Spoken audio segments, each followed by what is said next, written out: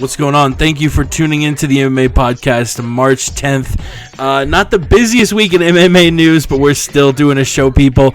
A couple interesting notes after not fighting for a year and a half. Josh Koscheck, they were saying he should hang up the gloves, but he's going to come back and face Eric Silva on March 21st. A very quick turnaround for him. Bendo wanting to step in, but Kos gets the fight. We also have Chael Sonnen. He's going to be taking on Babalu at Metamoris VI. But the big news, we're going to be breaking down UFC 185 this weekend, Dallas, Texas, March 14th. 2 titles on the line, the lightweight and women's strawweight championships. We're going to break that whole card down. Let's do it, people.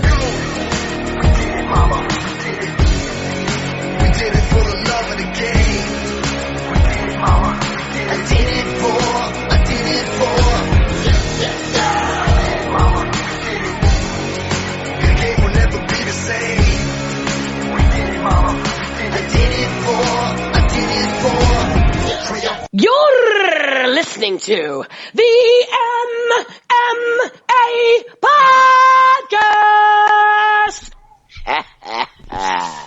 That's right, it is the MMA Podcast. Thank you so much for listening. You can follow us on Twitter at the MMA Podcast, themmmapodcast.com. It's pretty simple, people.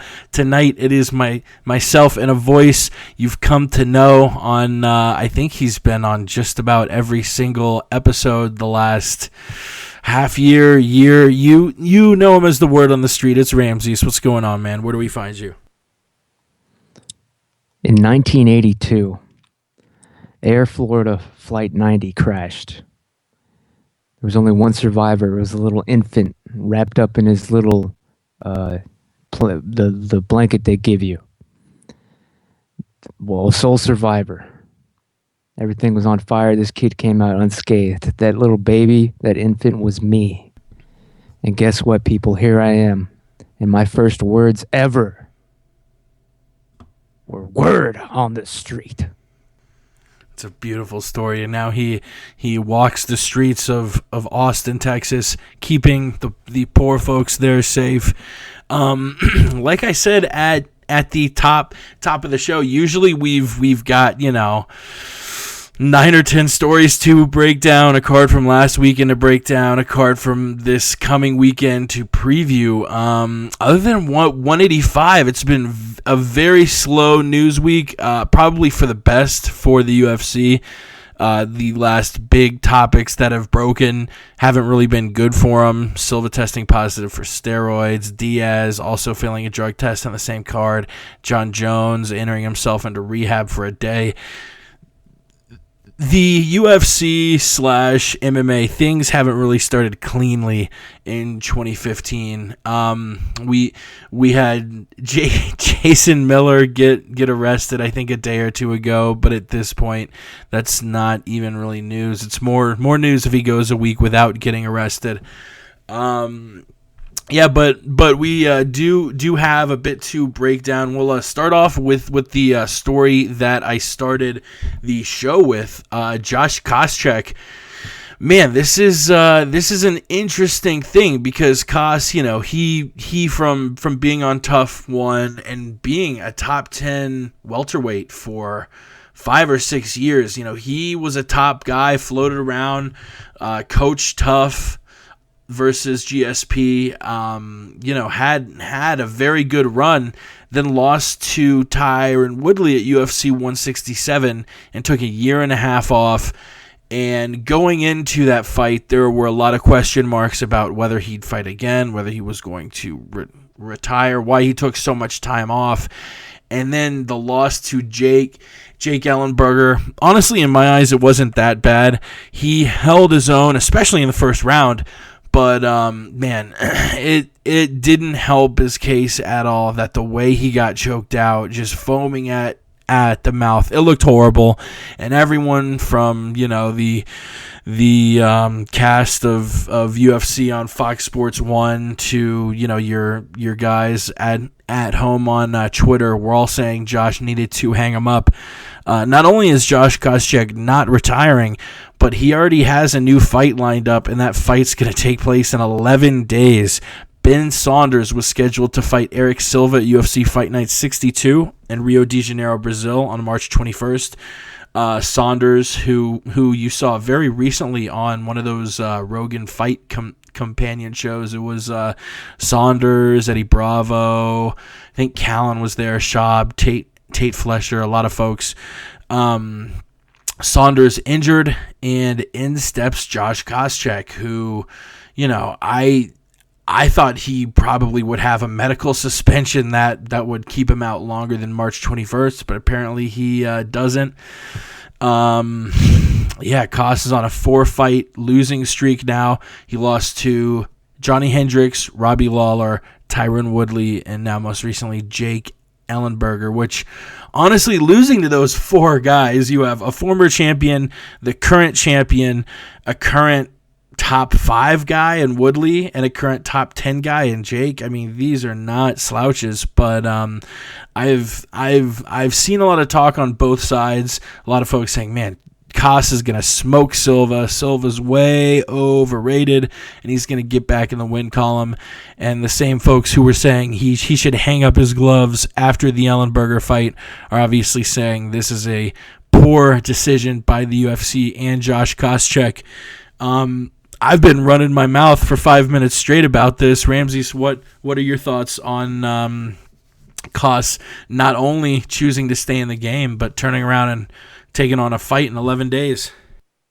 Yeah, this is pretty damn ridiculous, man. When I heard that Koscheck was stepping up short notice, I was like, damn, that's weird. It feels like I just saw this guy get humiliated and choked out like the other day.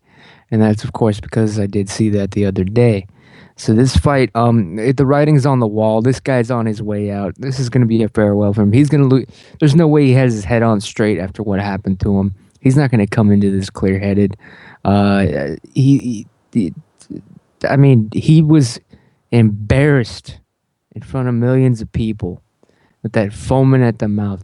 It was like those spy movies where the bad guy takes the cyanide capsule right before when he's like, give me the information I need, and he's shaking him, and the guy starts foaming at the mouth.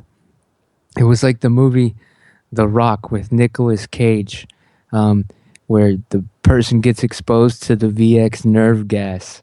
Koscheck, man, what are you doing? Yes, he should have hung him up, especially since he likes to pretend that he's some sort of rich playboy with a plane. Well, guess what, man? He's gonna have to sell the plane, most of his properties, the cars. It's got to go now after this, man. I mean, retirement. It's even if he wins, nobody wants to see this guy anymore. I'm sorry, someone had to say it.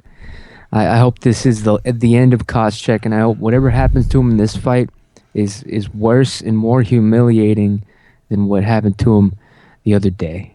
And that's the word on the street. That is the word. We got this Mugatu-looking asshole. I don't know. Cause I want to like him because, I like most dudes who trained out of the AKA gym, all of that, but man, just with he was doing a bunch of eye pokes before John Jones was doing all of the eye pokes.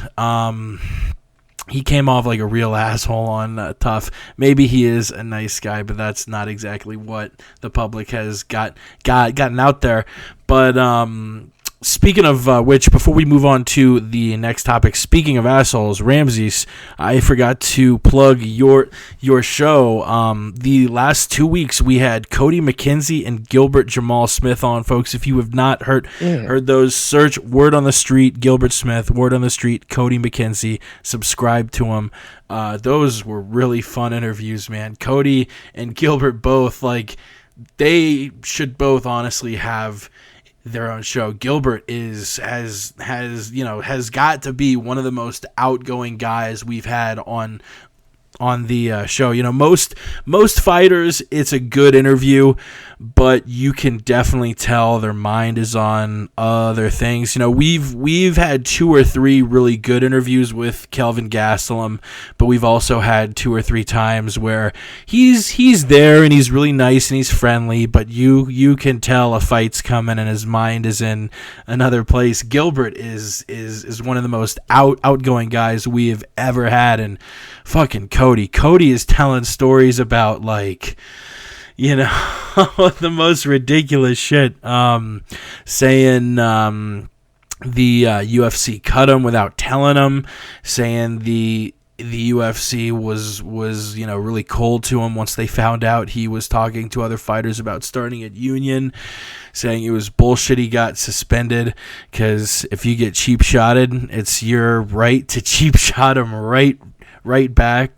Cody, I guess 2 or 3 weeks ago, got a DQ at the World Series of Fighting for headbutting a fighter while he had the top position. And honestly, I didn't want to pipe up because Cody was very mad about the suspension and mad about the fact that if you're suspended in one area, you're pretty much suspended everywhere else, because they respect, you know, their judgments. But I think he's lucky he only got 3 months, because headbutting a guy in the face to finish a fight is sort of frowned upon. But you know, just a very raw interview saying he's you know, barely scrapping by. He's working as a roofer, which is crazy.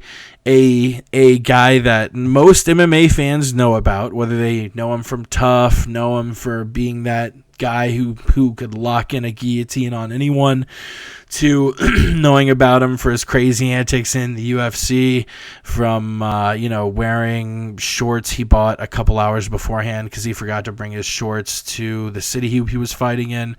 Or if you heard his first appearance on the Word on the Street back a couple of years ago, I guess it was that UFC in Newark, where he was pretty wasted and bumped into our buddy Alan, who was walking around the fighter hotel, and Alan just handed him the phone. I don't know, just hearing Cody speak so raw and be so candid about everything really makes you like the guy and appreciate what he's got to say, because, you know, he might be wild, he might be fucking crazy, but the points he's making make a lot of sense. When he says shit like Dana White is tipping waitresses more than fighters who fight on the Fight Pass prelims get paid, which is true, and it's fucking insane.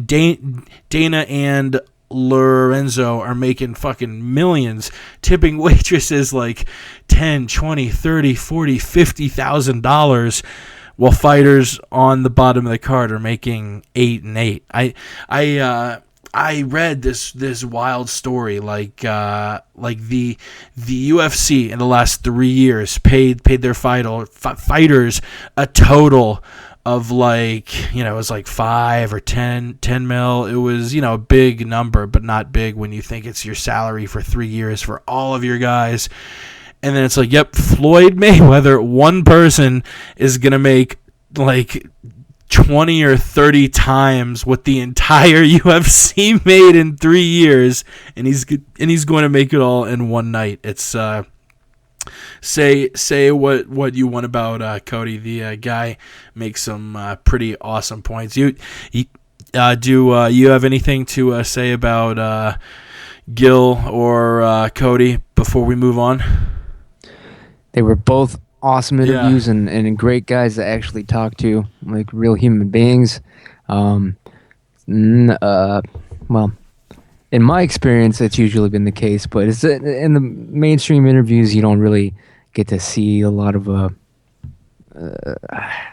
they're asking about their facial hair and what's next for you. How are you training for this fight? What's your game plan? Fuck those questions. I barely ever ask those. So yeah, it was a fun time talking to both of them. Cody, man, I do side with him on the DQ being bullshit. He was having his hair pulled, And basically, his mistake was when you headbutt somebody, you're supposed to make it look dirty. You're supposed to disguise it. It was too blatant to ignore. Next time, sneak it in a little bit better, and it'll be fine. Who was the guy? I'm not talking about Rumble because I think that was unintentional. But wasn't there a welterweight recently who was it? Rockhold, who charged forward and was throwing punches, but threw a quote unquote unintentional head, but that leveled the guy. Was it Rockhold in his last fight? Or am I completely pulling that out of my ass? No, it was somebody else that they even appealed it to the commission, but they told him to fuck off or something. Yeah, it was Rockhold Bisping, where Rockhold accidentally hit Bisping with a headbutt, and then Bisping's looking at the ref like, the fuck, man, come on. But yeah, it's small issues like this, I think it's a little bit of a nuisance, but I don't think it's anything we really can fix, Like, the sport's the sport, and you're not going to be able to stop heads from clashing unless you wear headgear, which will completely eliminate knockouts and a lot of other things, so you're not going to have headgear. We actually have a tweet from our buddy Jason Jones. He's on Twitter at Colored Spaces. Spelled normally, no U in color like those damn Europeans. Jason Jones tweets us, which current UFC champion will lose their belt first? And all champs actually have a fight scheduled except Ronda, who just fought a week and a half ago. You have Pettis and Carla both defending their belts this weekend against Dos Anjos and Joanna Jett. You got Mighty Mouse taking on Horiguchi. Dillashaw is going to fight Barao again. Aldo's matched up against Conor. Lawler's fighting Rory. Weidman's got a fight against Vitor. John Jones against Rumble. And Kane's got that fight against Fabricio Verdum in Mexico City. I think betting-wise, the number one, the first belt to be dropped would be Lawler. I believe Lawler is currently a underdog to, he's plus 100 to Rory McDonald's minus 140. So Rory's actually a favorite. I do think Robbie Lawler is the only champion to not be favored in their current matchup, and obviously whoever Ronda fights next, she'll be a huge favorite against. So Vegas would say Lawler. Our buddy Nick Baldwin at Nick UFC, who actually runs a pretty decent site, MMA Junior, but check him out on Twitter at Nick UFC. He says it's going to be Pettis, Weidman, Jones, Lawler, Aldo, in that order. So maybe he thinks RDA can pull off an upset this Saturday. But out of all those 10 champs that Jason Jones lined up, all 10 current UFC champions, who loses their belt first? This is really tough. Which champ are you leaning toward? You gotta go with the odds on this one. I go with Lawler, man. Basically because I think they're gonna set him up. Obviously, that we need our Canadian champion. The UFC needs it real bad. You know what I'm saying? So they're probably gonna set Lawler up somehow. And honestly, it's his own damn fault because Lawler, since he's gotten the belt, where has he been? Absolutely nowhere. He has no presence at all. He's not an entertaining champion. He's not a visible public champion, and he's got no personality that we know of. He's not doing anything with it. So yeah, the UFC wants him gone. I can guarantee you that. And they want Rory in there. He's gonna move some tickets. He's gonna put some seats in the asses up there in Canada. Yes. And that's why I got to go with Lawler, man. He's on his way out. They're gonna set him up big time. See you later, Robbie. Canadian MMA fans are fucking insane, dude. Whether it's GSP, whether it's Rory, shit. If it's Mark Bocheck fighting on the fucking undercard, they'll show up in spades. I think he's a Canadian. I'm going to check that real quick, because if he's not, I'm going to feel pretty embarrassed. Yeah, he was born in Toronto, Ontario, Canada. Check one off for the Walt Dog. But yeah, who do I think loses their belt first? I think this weekend. Here, let's just go through chronologically who is going to be fighting. Pettis this weekend, I don't think he drops the strap to our RDA. Pettis is a fucking monster. Esparza, oh man, I think Esparza could very well be the answer there. Joanna Jett is real good. She is like the Polish female version of Nick Diaz. She gets inside your head. She seems like a nice chick, not during weigh-ins and stare-downs and interviews and stuff, but she seems to have maybe the best knack at women's strawweight as far as getting inside your head. So I wouldn't be shocked if it was Esparza. After that, the next two belts on the line are at UFC 186. Dillashaw taking on Barao. Demetrius Johnson taking on Horiguchi. In my eyes, there's very, very, very little chance Horiguchi beats Mighty Mouse. Barao could get his belt back. I mean, we can't rule out him, because he was, a top 5 pound for pound guy for a while. But Dillashaw pieced him up. Dillashaw pieced him the fuck up, so I really don't see Dillashaw losing. UFC 187, Memorial Day weekend in Vegas. I believe myself and the Westland Eagle will be going. You got Jones and Weidman both defending their strap. Again, I see both guys retaining the belt here.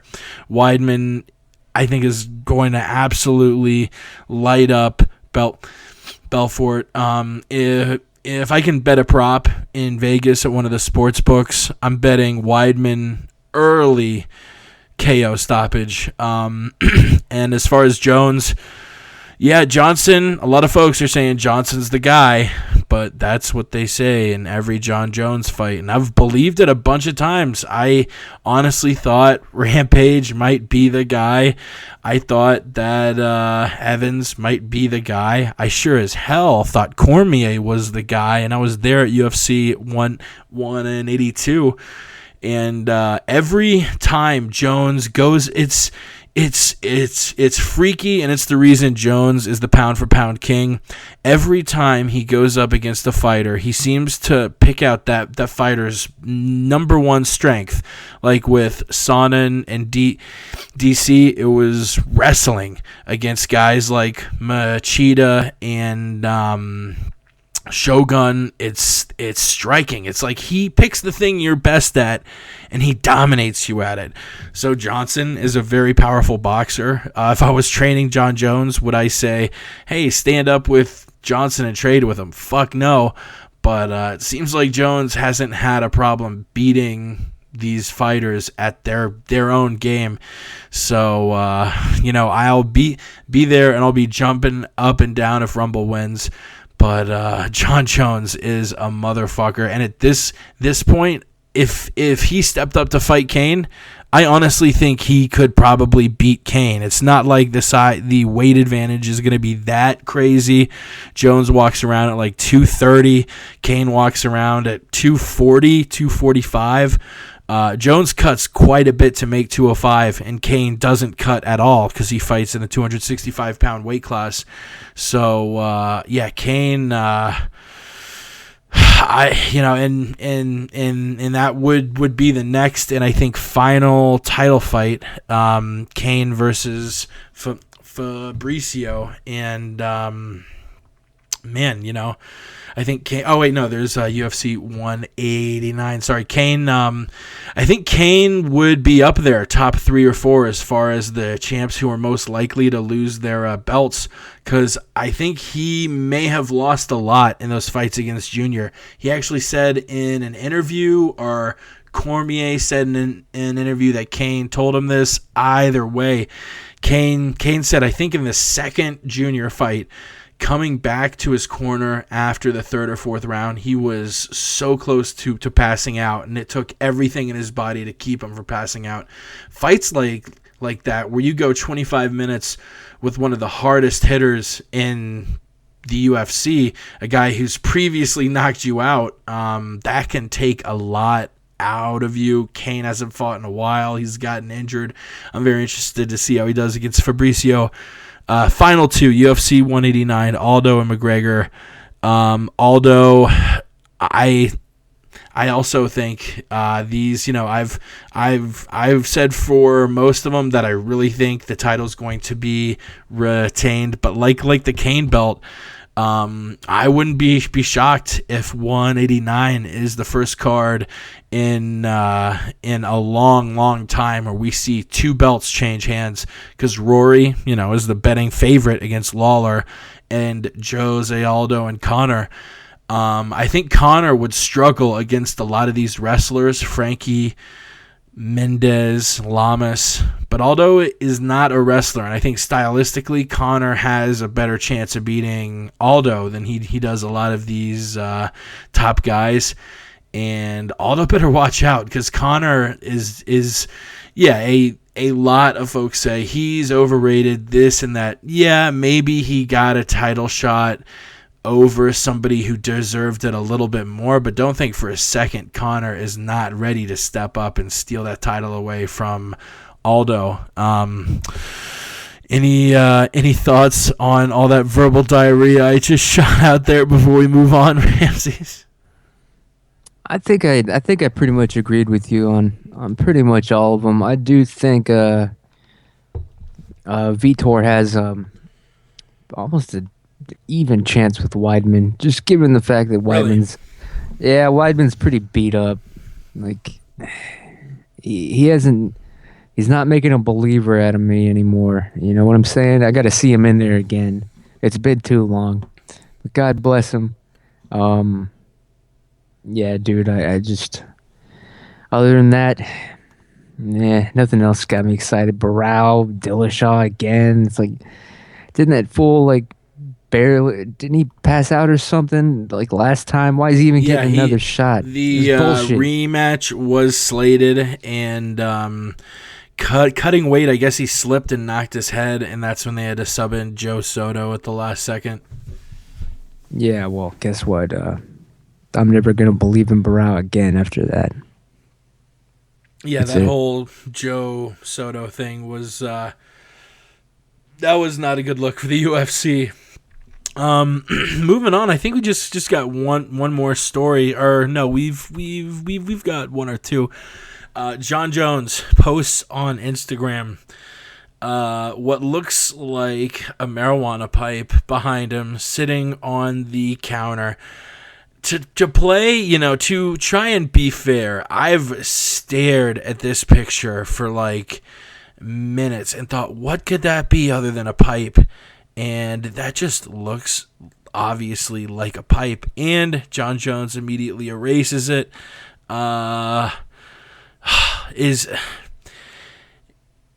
Is it fair to draw any criticism on Jones for posting a picture that looks like there's a pipe in the background, or are fans sort of making something about nothing here? In the words of DC Mayor Marion Barry, nobody knows what was in that pipe. You know what I'm saying? What was in the pipe? We may never know. But anybody that's seen the picture, it's obvious John looks high as fuck. But he's in a rough spot these days, man. They took away his sweet cocoa. All right? He can't relax with cocaine leisurely anymore. He's got to worry about tests and this and that. So he's just having a good time smoking it up, hanging out with his cat. And it's very unfortunate that he is subjected to this scrutiny. But we got to keep an eye on him. He's our champion, damn it. We got to make sure that this kid stays out of trouble.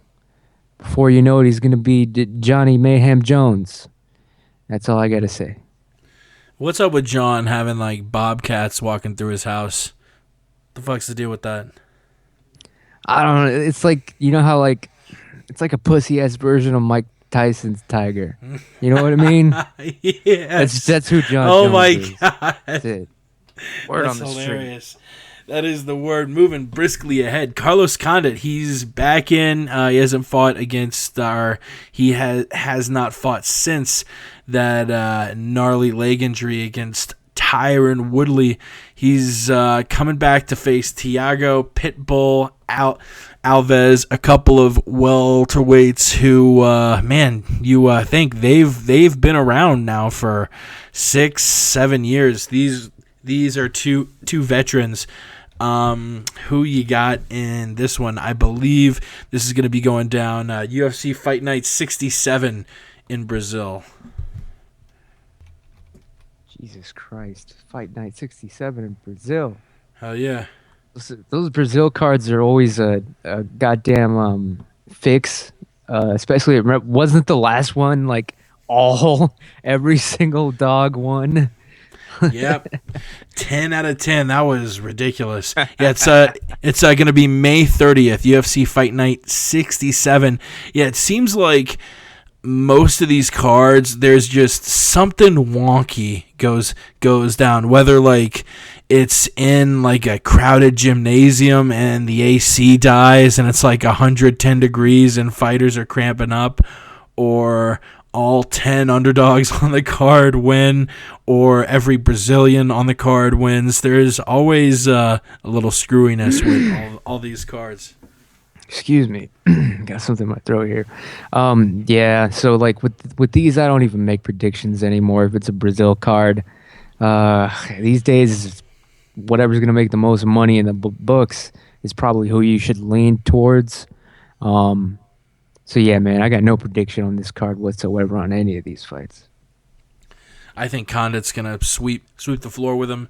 Hats off to Thiago. You know, I don't know if he's a top 10 guy because the division is so stacked.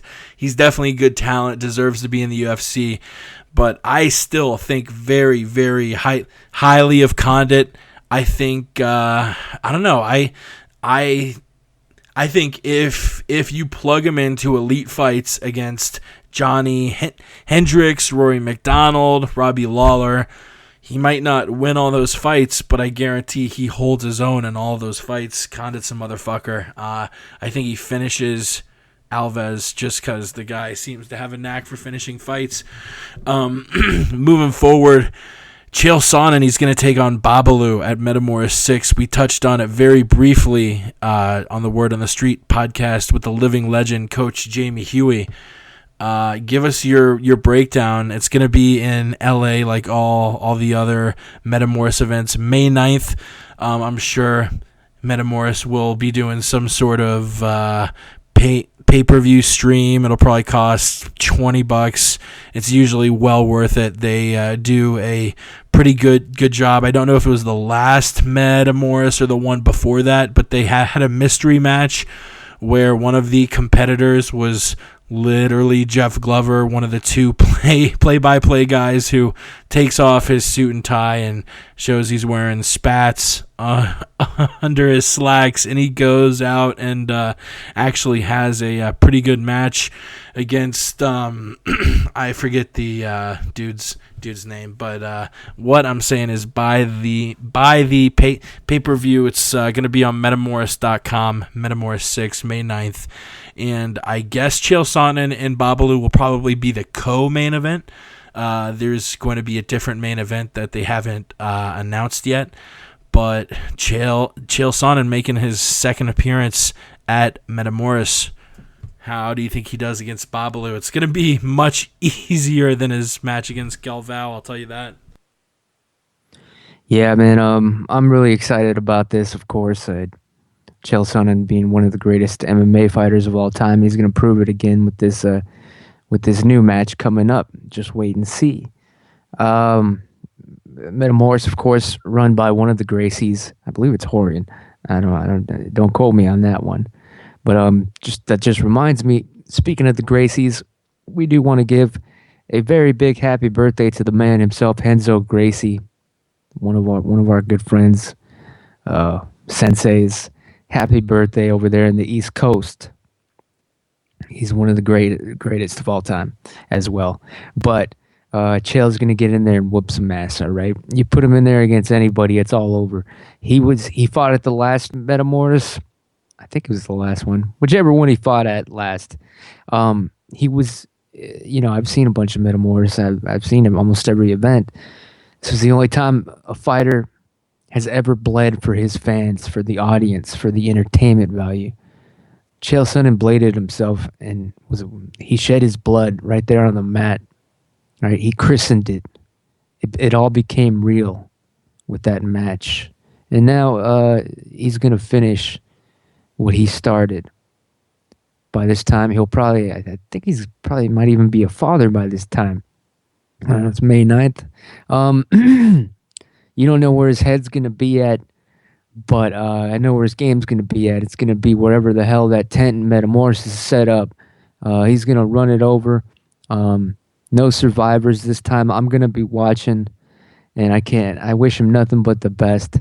Chael Sonnen will submit this man easily. That's my prediction. Yeah, look, I'm not gonna lie. When I heard about Chael Sonnen versus Andre Galvao and Metamoris VI, I was kind of bummed out because I think in an MMA fight, Chael Sonnen would probably be able to work his game a little more. Brazilian Jiu-Jitsu is Andre Galvao's game, and he's one of the best at it. And he proved that.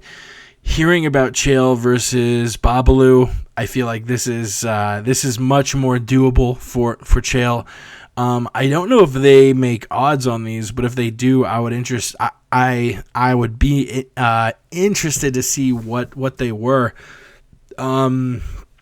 Babalu, I believe at UFC 55, beat Chael via second round arm triangle choke. But Chael has definitely gotten a lot better at jiu-jitsu since, and he's definitely going to have that chip on that shoulder knowing that Sobral beat him prior in a Brazilian jiu-jitsu match. I think that's all I got for Metamoris. You have anything else before we get to UFC 185? Just that this Babalu guy's been giving Chael a hard time his whole career. It's time to put him down for good, Sonnen. So I hope Sonnen holds the choke too long, and I hope that Babalu dies. And that's the word in the street. That's pretty harsh. Actually, I forgot about one fight. Mark Munoz taking on Team Darkside's very own Luke Barnett. Mark is going to be filling in for Clint Hester, who I believe injured his foot. But yeah, it's going to be Munoz versus Barnett at UFC Manila. Who you got in this one? I think Mark, I think he's done. And Luke's young. He's on the rise. He has good striking. And I just have not seen anything out of Mark Munoz's chin. I think Luke is able to stay on the outside, keep range, land a couple hard shots, and finish Mark Munoz's night early. Yeah, you ever hear about those people, one reason or another, they get tired of living, and they decide they're going to go out, they're going to let the cops, shoot them. It's called suicide by cop. Basically, Mark Munoz is going to be committing suicide by UFC, by MMA. I don't think he intends to win this. He wants to go out in some sort of bizarre blaze of glory. He did say, he's retiring after this fight, win or lose. I don't understand why he's doing this to himself. Every time you hear a guy say, I'm going to retire after this fight, win or lose, it's always lose. Yep. He's like, who was that fool? We were speaking of Canadian superstars, though. Who was it? Patrick Cote the other day? Yeah. Yeah, he came back for one fight and just put the gloves down and hung them up.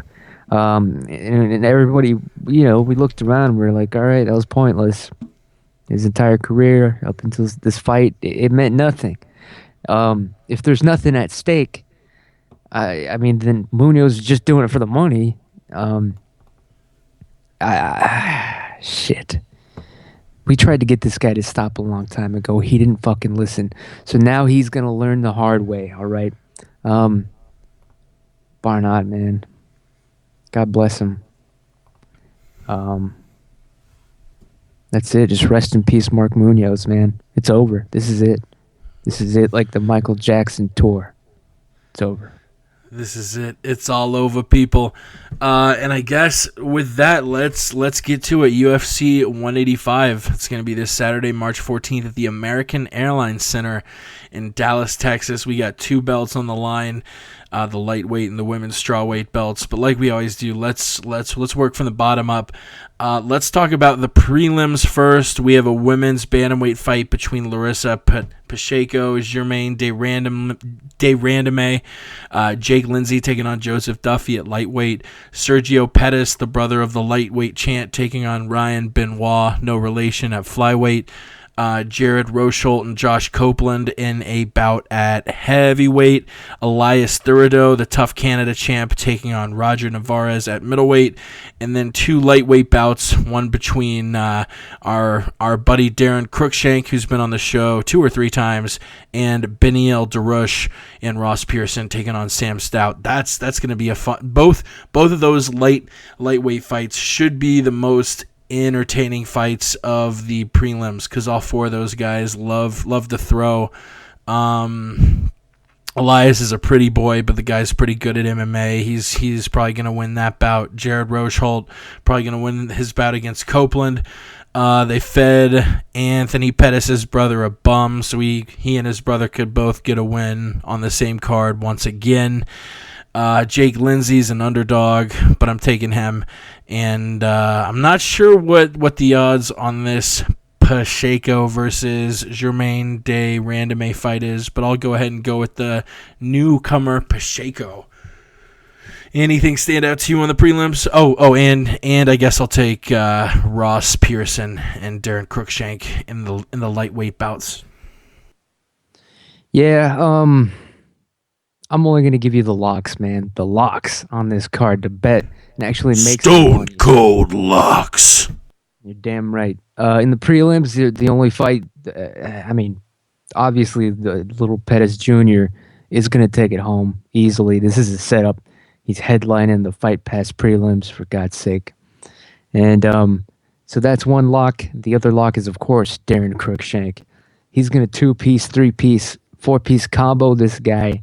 He's gonna eat the soul, the goddamn soul of this guy. Who I've never seen him fight before, but I mean, I'll be damned if I remember any of his damn fights. It's all over for him. That's another lock. I am leaning towards Pearson, but I just don't like the guy enough to bet him as far as fighting goes. I'll have fun watching this one. But that's it. 2 locks in the early fights. Pettis Jr. and the Detroit Magician or whatever the fuck he is, Darren Cruikshank. The Detroit Magician, a.k.a. the Detroit Superstar, Darren Cruikshank. Yeah. I thought it was a rock star. One of the word on the streets, 2 Stone Cold Locks. Moving on, the main event, we got we'll start off a flyweight fight between Chris Cariaso, a guy who he was he officially he was officially scheduled to face Mighty Mouse at UFC 177. Then the bout got moved one event ahead to UFC 178. Either way, Mighty Mouse made him look like a fool. It was a questionable awarding of a title shot. I mean, he beat Louis Smolka via split decision to earn the title shot. But he got his chance and got subbed out in the second round. Now he's taking on Henry Cejudo, who he's missed weight a lot. He missed weight in his 2 legacy bouts, and then actually his his first fight in the UFC was supposed to be against Scott Jorgensen at UFC 177, the same event that was supposed to have Mighty Mouse and Chris Carriazo.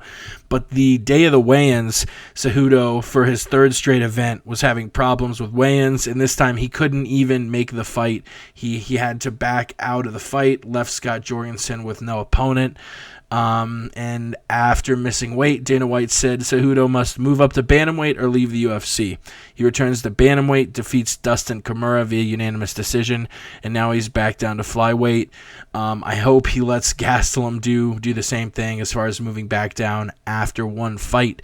But, this is going to be a pretty interesting fight. I think it's closer than Vegas has it. Vegas has Cejudo as the biggest favorite on the entire card, minus 580 at 5 dimes. So they aren't giving Chris Carriazo a shot. I still think that Cejudo wins via a pretty easy unanimous decision, but I don't think the odds are as long as Vegas is making it out to be. What are your thoughts on this lightweight match? Hey, I just thought of something. Is 5 dimes, is that owned by 50 Cent? Probably, actually. And I'm being serious. 5 dimes is owned by 50 Cent. Wow. I just figured that out on my own right here, live on the MMA podcast. God bless. What? But yeah, man, that just shows you even the books are. Come on, 50 Cent's running the books now. Get the fuck out of here. My point is Carriazo versus the hell is this? Cejudo, whatever the hell his name is. These guys look too much alike to me. Just looking at the picture on UFC.com, they look too similar. So for that, I mean, like they look like they could be brothers. So for that reason alone, I'm going to say I have to assume that this fight is going to be some sort of rigged work. It's going to be bullshit. I'm not going to bet this one. I don't care who wins. I don't appreciate being tricked like this. Ramsey is calling to work, people. Moving on, a fight with a couple of bangers, Roy Nelson and Alistair Overeem. The weigh-in is going to be hilarious just because you've got one of the most, muscled up jack dudes in the UFC taking on one of the most out-of-shape looking guys in the UFC in Roy Nelson. But that being said, I think Roy takes it. Overeem's chin has been in question, and even though he is the favorite in Vegas, what's probably going to happen is Reem's going to stay out of his range because he's a very good striker and his footwork is amazing, and he's not going to let Roy land an overhand right. But if he does, Roy finishes it in the first round because, as we all know, there's 2 ways Roy Nelson fights go. Either Roy wins in the first round with an overhand right, or he just gets completely outpointed for 3 rounds and loses a very one-sided 30-27 decision. Vegas thinks it's going to be the latter, that Reem outpoints Nelson for 3 rounds. I say it's the former. I have Roy Nelson, first round, right overhand. It's going to be over quick, people. Highest fucking dollar ambulance. I gotta say you're wrong, man. Let me tell you a little story that I heard on the streets. One day, Roy Nelson wakes up about over a year ago. He wakes up. He ain't feeling, something ain't right. Feels like a big cloud is hanging over him. He gets out of bed. He looks in the mirror. He sees what he sees reflecting. It ain't a UFC champion, and he finally has that moment of reckoning where he realized, I'm never going to be a UFC champion. I'm lucky I'm just, one, alive, and that I have some sort of job or method of income. So he decided from that moment on to become a UFC company man. And a jobber. Exactly. He's a can now. He's can status. And I believe that Alistair Overeem will take advantage of this and will bury this man slowly. Probably outpoint him. I don't see Roy getting knocked out unless Roy is unless he just drops his hands and he's like, just get it over with, So I'm going for Overeem. I believe in the Reem. I love the guy. He's a fan. He's a fan. Yeah, he's a fan of mine. And Roy, man, I think it's just past his. I mean, both their heydays, like their primes, have probably come and gone. But Roy Nelson, he's the most in trouble because just look at the state of you. Word on the street. Word on the street. Roy Nelson is can status. Yeah. Brand new, breaking, cutting edge sound effects on this episode of the word of the Word on the Street, the MMA podcast. I'm hoping you had to chug that whole fucking can before you did that. But I'm sure you have just a few laying around. I actually went on YouTube and looked up soda can sound effect. That was a realistic one. He is can status. Damn, I thought that was real. But then now I'm like, wait, that would mean, what is he doing the podcast from his fucking like garage? Like that was concrete. All right, sorry. Yeah, I got carpet, son. Moving on, we got a welterweight match that I really like. We were supposed to get a fight with Matt Brown in Colorado, but then the UFC realized that they don't care about the fans here, so they pulled him off of the card, and they moved him to UFC 185 in Dallas, where he's taking on Dallas's own Johnny Hendricks, who is a huge favorite, sort of like the flyweight fight. I agree with Johnny being the favorite. I think Johnny's going to win, but I think the odds are a little too long in Johnny's favor. Brown is just like a fucking zombie. I don't know if he died or if he's died in the past. I know like 2 or 3 different fighters have like died doing drugs and come back to life. I think Brown did because I think that's why he's called the Immortal. But that dude can take some fucking punishment. But if Johnny can land some body shots seem to be Brown's weakness. He'll probably win it early. But Brown, I mean, he throws out some stiff punches. He always has a puncher's chance. I think this is going to be a finish, and I think we see Johnny walk away with it in the first round. All right, listen to me, man. There's something. You're onto something about with this Matt Brown thing. Pardon me. Yeah, something ain't right about this man. I do believe that he died that day from the drug overdose, and I think what came back wasn't Matt Brown anymore. What are you talking about? I think he's a zombie that fights in the UFC for some goddamn reason. Holy shit! Some reason that's beyond our understanding. What? And let me tell you this: I've been playing this PC game. It's a massive multiplayer online role-playing game. It's like Warcraft, except it's a zombie apocalypse. It's called H1Z1. We don't give a fuck. Thank you. But in this game, you're fighting zombies. They creep up on you. Sometimes if you don't have a weapon, you got to fist fight this motherfucking zombie. What the fuck, dog? And I swear to God, man, I was fighting one the other day. It looked exactly like Matt Brown. And he whooped my ass. He killed me. And then you can respawn or you can watch the aftermath. I watched him eat my dead ass. He destroyed me like it was nothing. He took my best shots. He would not get. There was no knocking this man out. There is none. I mean, for this guy, we've already taken everything. Even his soul. What's scarier than a fighter with no soul and no pulse to even stop? I'm going with Matt Brown. Fuck it. Word on the street. Matt Brown, fuck it. He's taking the underdog, which brings us to the co-main event, one of 2 championships on the line. It's the second women's strawweight championship fight in the UFC. Carla Esparza and Joanna Jett both making their second appearance in the UFC. Esparza, after winning the inaugural Invicta strawweight championship, gets brought over to the UFC in 2014 for the Ultimate Fighter. A champion will be crowned, faces Rose Namajunas in the inaugural UFC Women's Strawweight Championship fight, wins the fight in the third round via rear naked choke.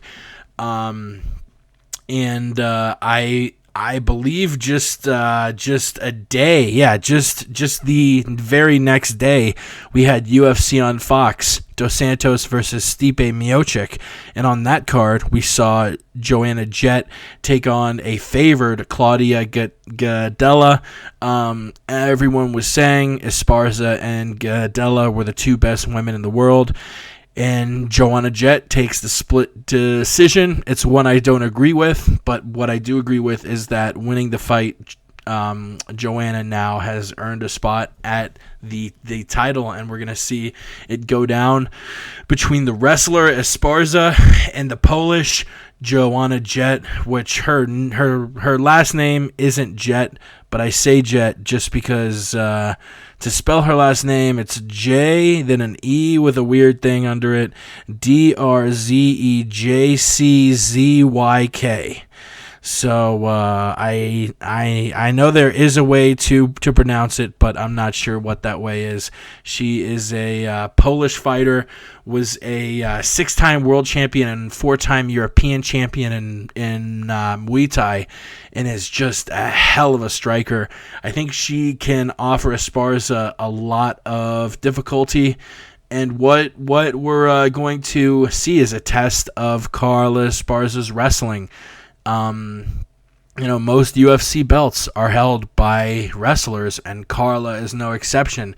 But is Carla an elite wrestler? You look at who she fought on the way to get the title. She fought Tisha Torres, a striker. Jessica Penne, a girl who is mostly a striker. Rose, a striker. Now Joanna Jett, who might be the most polished striker of all those girls. Is she going to be able to use her wrestling to win it? I'll go ahead and go with the underdog here. I'll take Joanna Jett. And I won't even pretend to insult anybody's intelligence here, listeners. I'm not even going to pretend. This fight means absolutely nothing to me. I don't know who these people even are. I've never heard of them. You got to think, just looking at it, though, Carla Esparza is going to win because there's no way in hell they're ever going to put the belt on someone named Jędrzejczyk, whatever the hell. There's no way they're giving Mrs. Mixelplix this fucking title. All right? If you say Joanna's name backwards, she disappears into the 8th dimension of Cordian. This fight is this division.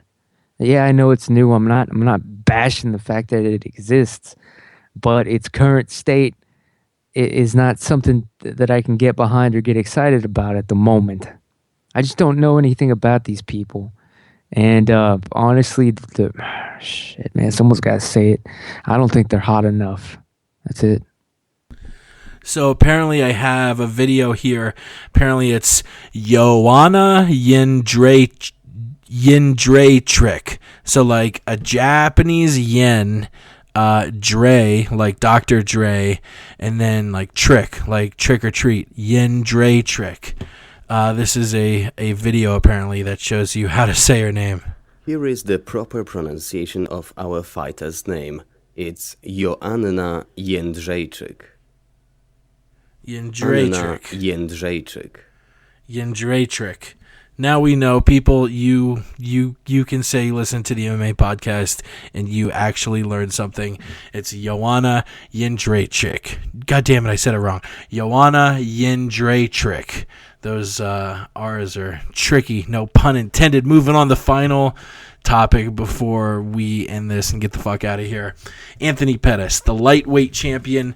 He's only got a 3-month layoff between his last fight and this fight, which is awesome. I would love to see him be more active, because the one knock on him is that he isn't active at all. He fought in October 2011, and then He fought in February 2012, took a year layoff between the next fight to Donald Cerrone, took 8 months off to Bindo, took like a year and a half off from Bindo to Melendez. He's been the champion now for over 1.5 years, and he only has one defense. He won the belt August 21st, 2013 at UFC 164.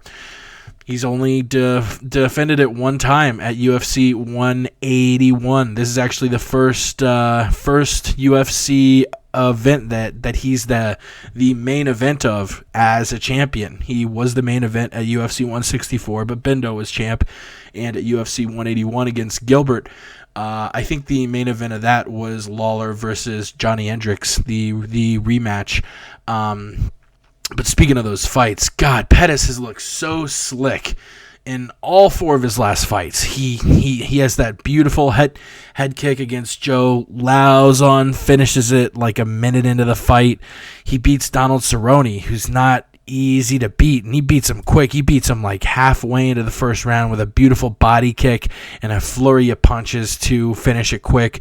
We had that spectacular armbar against Bindo that won him the UFC belt in Milwaukee back August 2013, and then just 3 months ago, after a long layoff of a year and 3 months, a year and 4 months, he takes on Gilbert Melendez, and I thought Gil was going to put up more of a fight than he did. I'm not saying he's at can status or anything, but Pettis was just looking slick. It looked like a monster, getting that guillotine choke a minute 53 seconds into round 2, taking on Rafael dos Anjos, who, I mean, you look at his record, it isn't bad either. He KO'd Bindo 2 minutes in, just starched him. Nate Diaz danced circles around Nate. Nate made Nate look like he is at can status. I don't think he's the true best guy after Pettis. I think that goes to Habib, but after Habib versus Cerrone, the winner of that fight will probably get a title shot. So our buddy Jay Jeans would say the winner of this fight is just holding the belt for Habib, but as far as Pettis versus Dos Anjos goes, I have Pettis all day. Pettis just has shown not only is he one of the most elusive strikers, but he's got wicked jits. He has an amazing ground game, and it's funny. We have so many legends currently fighting. You know, John Jones, Aldo, GSP might come back. I don't know if Silva will come back, but I guess he's technically still active. You have just all these legends, these monsters, Weidman, Kane, Rousey, and Pettis we don't really think of in that rarefied air of future legend. But I'm telling you, especially if he can beat the Russian, beat Nurmagomedov, this kid is fucking scary. And you can consider he's at, in my opinion, the most stacked weight class in the UFC, 155. I'm very interested to see how long he can hold on to the belt for. Whether he can hold on to it past this weekend, you'll have to tune into UFC 185 to find out. Ramsey's thoughts on the main event before we take it out. Tony Pettis is a miracle. I believe if he were big enough, he could beat John Jones easily. He would embarrass Jones if they were of equal size. Rafael dos Anjos, whatever the hell. This guy, the sizing him up against Tony Pettis, the difference is that he, to quote Joe Rogan, is not an elite fighter. All right? He's not elite. I'm sorry, he's not. Tony Pettis, we watched him take apart the Cowboy frame by frame. He fucking kicked him in the damn liver. You just heard that Bud Light slosh around, man, as you saw the life fade from Cowboy's eyes. Like I'm pretty sure he drinks Bud heavy on fight night. That guy's always got a couple full calorie Budweisers in each hand post fight. You're damn right, man. It was sad to see the Cowboy get just embarrassed by Tony Pettis, man. You could see it on his face, man. I haven't seen the Cowboy look like that since Heath Ledger died, man. And now Tony Pettis is going up against Rafael Dos Anjos. This guy looks like a Russian goon in a Michael Bisping movie. Who the hell is this guy? I don't even know anymore. Tony Pettis, 18-2, all right? And one of those losses, yes, it was to Clay Guida, but that's only because Tony Pettis thought the fight was a goof. All right?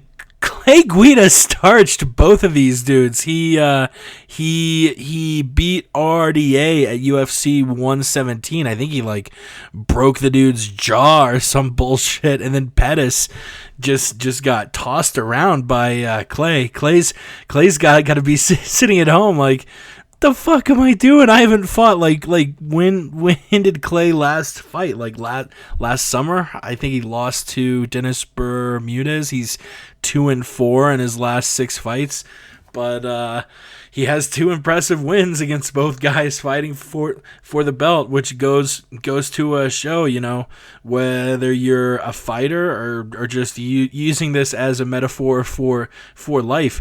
You can take a fucking loss. It does not mean shit, because Guida has beaten both of these dudes as recently as 2010, 2011. It's all about keeping your head down, your nose to the grindstone, and keep getting better, man. No, I'm sorry. Tony Pettis thought that the Clay Guida fight was a goof, and that's why. If you look back and rewind it, you can actually see that Tony's laughing his ass off the entire time. He just didn't take it seriously. Therefore, it doesn't count. I'm sorry. And so in this fight, of course, I'm going with Anthony Pettis easily. I mean, this guy paintbrushed Benson Henderson, made him, the other guy, submitted him, knocked him out, whatever. But Tony Pettis made him say mate, all right? He made him verbally submit away a UFC championship belt, all right? And Benson's never been the same, all right? Now he's going up in weight. He's coming back down. He's wanting to fight people that don't even exist. I don't even know what's going on with him. All I know is Tony Pettis is going to win. It will be showtime.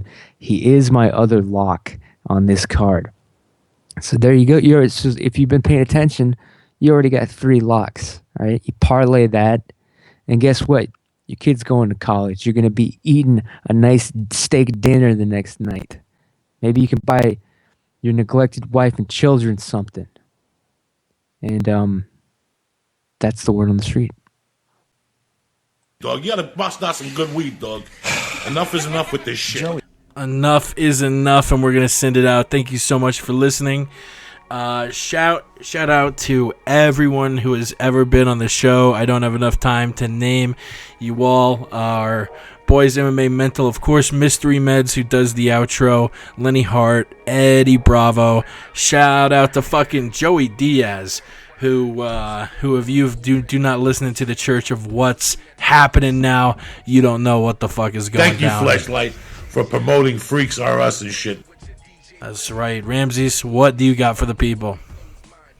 Again, happy birthday, Henzo Gracie. Follow me on Twitter, The Aunt Jimmy Show, or get the game H1Z1. Join the Fallen server. Fight with me in the zombie apocalypse world. It's better than Warcraft and more addicting. Find me on that game. I play as Scott Stapp. Again, is there a space or no space? There's no space. Scott Stapp, people. It's legit. It's for real. It's me. All right. And as always, a shout out to my beautiful girlfriends. The fuck are their names? Lexi and Katie Bear and Ashley and Lexi's mom and Haley 420. What up, girl? Oh yeah, that's right. All my bitches, they love me, people. So check it out on Twitter, The Aunt Jimmy Show.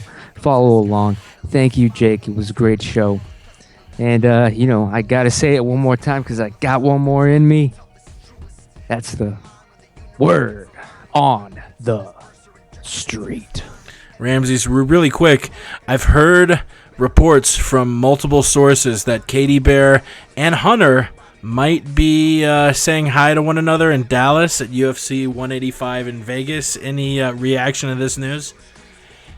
Right now, I'll tell you what Hunter's doing right now. The hero. Right now, he's not doing a damn thing. He's underneath his blankets jerking off with tears in his eyes, pissed off about something. And then when it's all over, he's going to take that fucking selfie and he's going to send it to all of you. And I ain't going to check it because I'm damn near 50,000 unread. And that's the truth. It's either blue cheese with wings or go fuck your mother. That's the next shirt, all right, please. People, I want you to stop tucking. I want you not to tuck. I want you to listen to the MMA podcast and the word on the street. I want you to tell your friends about it if you like it. I want you to watch UFC 185 this weekend, which we might actually do a post-fight show. Follow us on Twitter at the MMA Podcast, and we will let you know if we do a post-fight show to keep you busy between the fights and the post-fight presser. That is about it. Thank you so much for tuning in. Visit the MMApodcast.com and click the links at the top for the iTunes page, the YouTube page. We're on SoundCloud.com/the MMA Podcast. Lots of ways to get it. The easiest one probably being Stitcher and iTunes and YouTube and all that. You can find all the links at the MMApodcast.com. I'm grateful as shit that you decided to listen to us talk inane MMA bullshit. We'll catch you next week, next Tuesday night at the MMApodcast.com. Until then, we gone. Jake, tune into the MMA Podcast. Every Tuesday night. The wild style, always been a foul child. Realize, sucker, I be the coming like Noah. The MMA Podcast, Jake is the host. And since Ramsey's been in the wheelchair, the Aunt Jimmy Show has been on the road. I wanna say John Jones is the host, so I think that I'll pick up the phone and dial 213-457-3380. We got hot takes on the stove. You get blood on your clothes if you're sitting in the front row. I throw on my gi and then I lace the hoops. I'll have Yao lying down cause he ain't the truth. And if Alan wasn't a cop, I'd mention you. And shout out to Ross Finkelstein the Jew. Cause according to you, you're an MMA guru. Approved Bisbing lost his hands Count Dooku. If you're a fancy boy, you get a 2-minute slot. Mystery wants a title shot. So listen to the MMA Podcast. Throw a high kick, but I block that. Call me TS, screaming George, where you at? I'm on the strap. But you know that I'll never tap. So listen to the MMA Podcast. Throw a high kick, but I block that. Call me TS, screaming George, where you at? I want the strap. And you know that I won't tap. Mystery.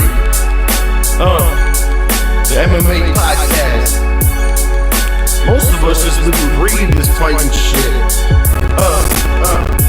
Shut up, Jake. Shut up, Jake.